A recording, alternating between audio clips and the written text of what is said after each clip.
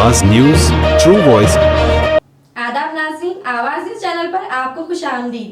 MLA Madan Mohan Rao ने कृष्णाजी वाड़ी के दौरे के दौरान मंदिर की जियारत की और मंदिर के लिए सीसी सड़क की तामीर के लिए फंड्स मंजूर करने का वादा किया।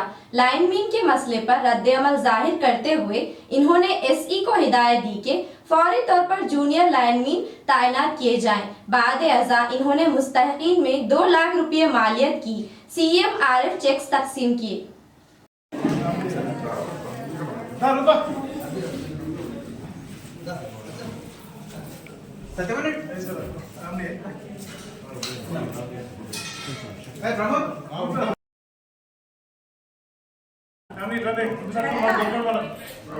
మేడం రెడీ ఒక్కసారి రెడీ